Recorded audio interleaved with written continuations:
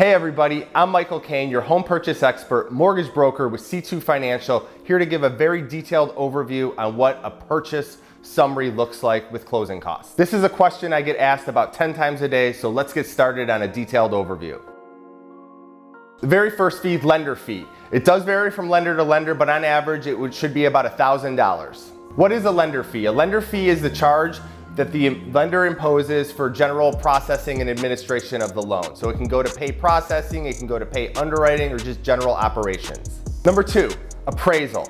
Appraisal typically costs about $500, and that's gonna pay that third-party appraiser to go to the property to make sure that you're not overpaying or underpaying for the property. It's there to protect you, and it's there to also protect the lender/investor. Number three, your escrow/settlement company. Typically, it's gonna be about $1,600. The escrow company is gonna act as the third-party intermediary between the transaction. So they're actually gonna pay off the seller's loan.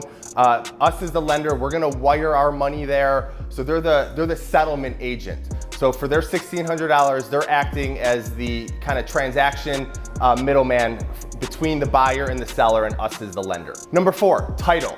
It's typically gonna be about $1,200 to $1,500 for a transaction here in California. The title company is gonna insure the title on the property, making sure that nobody in the future can come after you for unresolved debt on that property's title. So things that can come up that they're insuring against would be a repairman that did work on the property for possibly the seller and they never got paid, so they're coming after a lien position on the title. So it's there to protect you and also making sure that there's no encumbrances on your property or people encroaching on your property line. So they're gonna do that title search, and they're also gonna protect you against any future claims against that property. Hey guys, we're getting through this list here really quickly. We're here on number five, recording fees and transfer taxes. Now this does vary from different places within the state of California. Every municipality might be a little bit different. On average, I would say about $400 or $500. Here in my market in San Diego, recording fees on a $500,000 transaction for the state and the county are typically $400.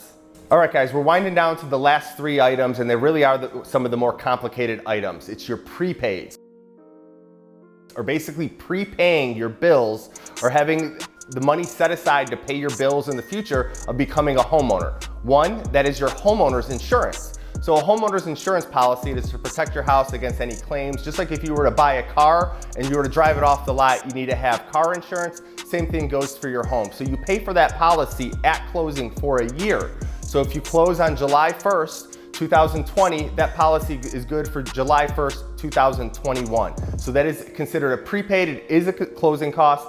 On a $500,000 house in San Diego, typically that's about $1,200. Next up on that list of prepaids, property taxes. Property taxes in California, the annual bill is divided into two separate payments. That first payment is due December 10th, that second payment is due April 10th. So when you're buying a house, you basically need to set some money aside to pay that bill when it comes due. So if you're buying in November or October, a few months down the line, you're gonna have a property tax bill. So you have to set aside 6 months to pay that semi-annual tax bill. So it is considered a prepaid, it is considered a closing cost, but you're really just setting money aside within the mortgage transaction to pay your property tax bill when it comes due. And the final item on the prepaids is your prepaid interest. This one's a little bit more complex, so I'm gonna break it down pretty detailed here.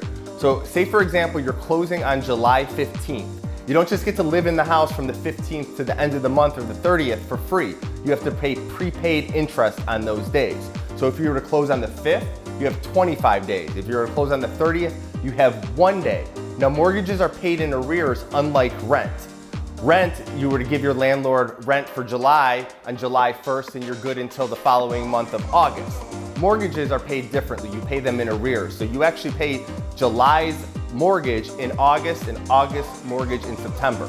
So if you were to close on the 15th of July, your first mortgage payment isn't due until September 1st because you would pay the 15 days prepaid interest to round out the end of the month in July if you closed on the 15th. You live in the house in August, and then your first mortgage payment is September 1st. Hopefully that makes sense and I broke it down clearly for you. Hey guys, so that pretty much finishes off the list. Hopefully you learned something, and to give you an example, that's usually about $10,000 or about 2% of the purchase price. The example that we ran through today was about a $500,000 purchase here in Southern California. We know that was a lot of information to take in, so if you have questions, don't hesitate to reach out to the Contact information listed below. I'm always available, always working. Again, this is Michael Cain, loan officer with C2 Financial here in Southern California.